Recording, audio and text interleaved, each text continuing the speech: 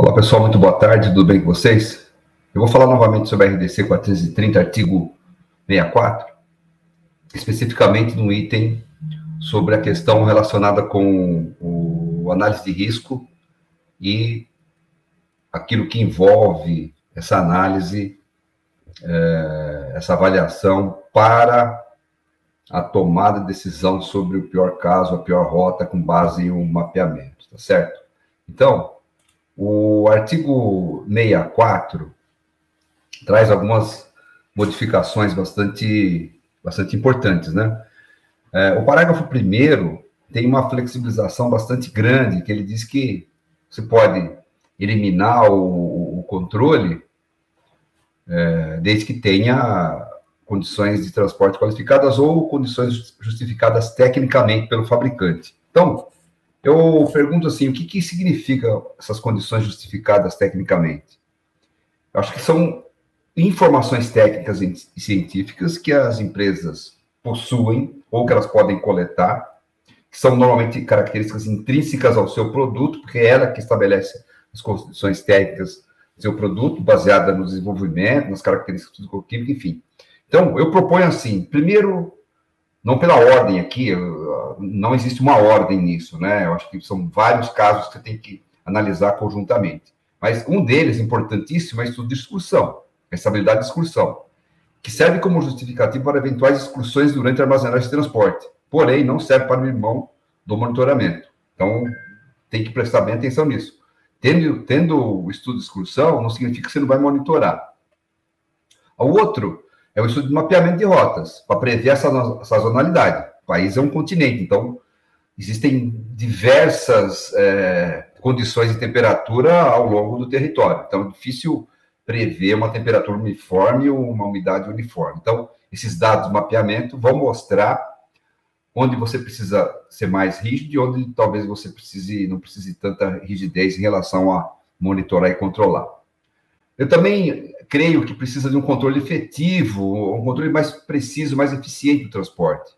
Por exemplo, abertura de portas, longas paradas para carregar e descarregar, acidentes, quebra do veículo, bloqueio de rodovias, entre outros, são situações que levam a que a temperatura dentro do baú aumente e suba por paradas longas. Então, um controle mais eficiente, uma forma de planejar melhor as rotas, realmente leva a um melhor controle da temperatura. Dados da curva de Arrhenius. Arrhenius estabelece uma equação que estabelece a energia de ativação das moléculas. Então, quanto mais alta a temperatura, mais energia disponível para elas colidirem e maior velocidade de reação. Então, são 4 fatores que interagem. Estado físico dos reagentes, as concentrações, temperatura no qual ocorre a reação e a presença de catalisadores, que são também utilizados para prever o estudo de estabilidade. Então, água, oxigênio, metais, temperatura, luz, então tudo isso são fatores que interferem na estabilidade dos medicamentos, né? Então, conforme a temperatura aumenta a velocidade de reação e maior a possibilidade de degradação da molécula. Essa concentração varia em função do tempo, certo?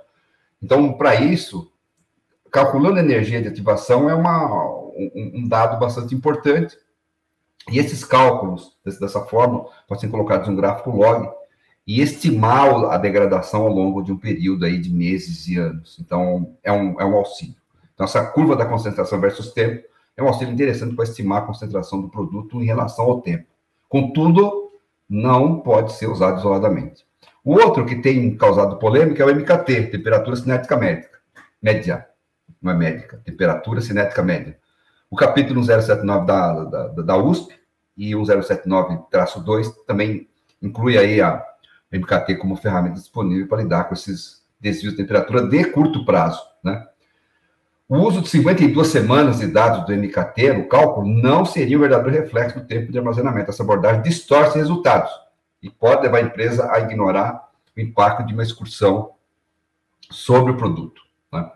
Para a cadeia seca, recomenda-se dados de 30 dias, né? Uma coleta de um período de análise de 30 dias, que é normalmente o tempo que o medicamento está em posse do proprietário, né? Da custódia. E para a cadeia fria, esse tempo seria de 24 horas. Então, MKT for usado para avaliar a excursão de temperatura, deverá ser apenas para certos eventos isolados de curto prazo que não sejam recorrentes. sistema de armazenagem ou transporte com excursões repetidas deve ser considerado fora de controle.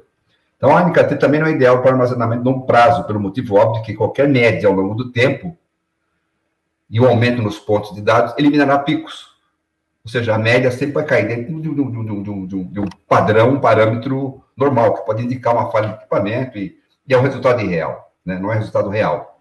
Então, todas as variações, as excursões devem ser investigadas. Né? Múltiplas variações também, durante o trânsito ou armazenamento, devem ser investigadas. Em tal situação, o cálculo do MKT não pode ser usado, pois essas múltiplas variações indicam que o sistema está fora de controle.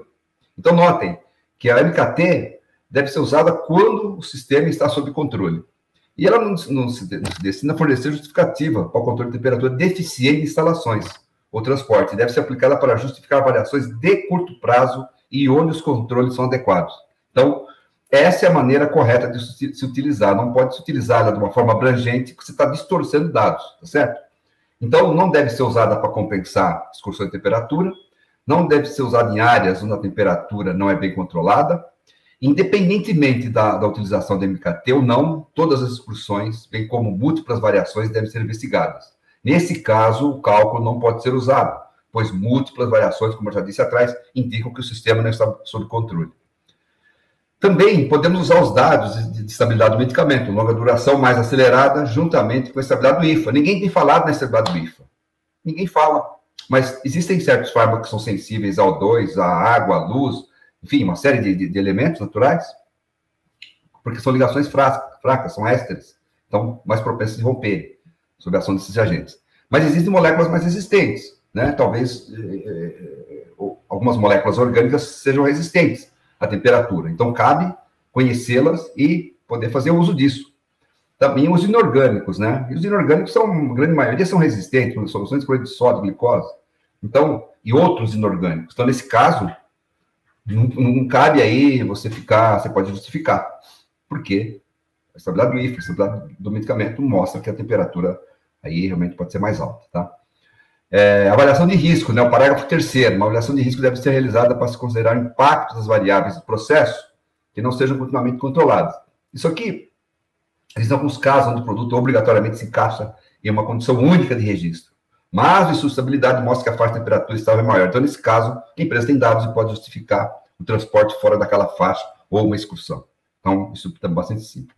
O mais complexo aqui de analisar é o parágrafo 4º, onde o monitoramento previsto no inciso 2 do CAPT, né, diz que pode ocorrer de modo periódico em rotas definidas como piores casos, após análise de risco que considere similaridade de rotas, dados climatológicos, tempo, distância, sazonalidade, modais de transporte, horários e outras variáveis. Ou seja, esse artigo permite uma ampla flexibilidade para justificar o monitoramento periódico nas rotas. Mas, para utilizar os benefícios desse artigo, a análise deve ser consistente e robusta e incluir mapeamento de rotas baseado em protocolo adequado, juntamente com a gestão de risco associados a todos os dados levantados para direcionar as decisões.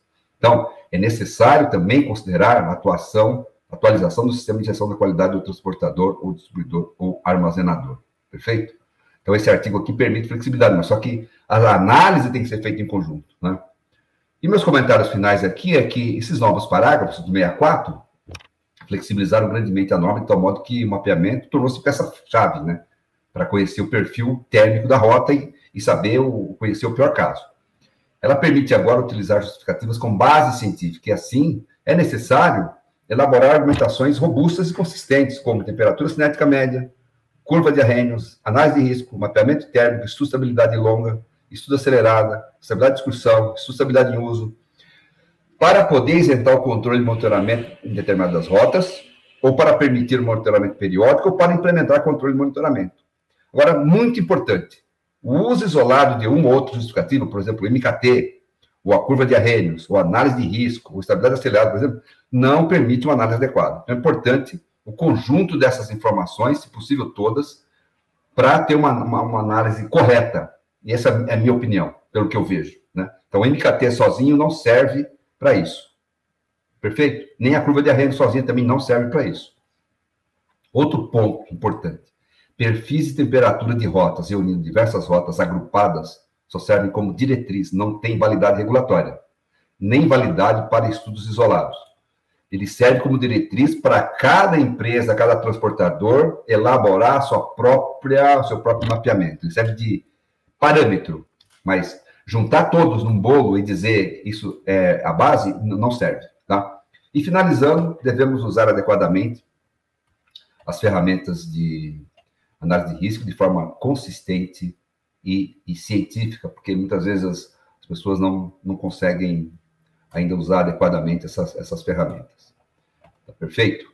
Então, gente, era isso que eu tinha para falar hoje. Então, obrigado por me acompanharem e me sigam aí nas mídias sociais e vamos falando sobre esse assunto, beleza? Tenham todos aí uma boa tarde. Muito obrigado. Até lá.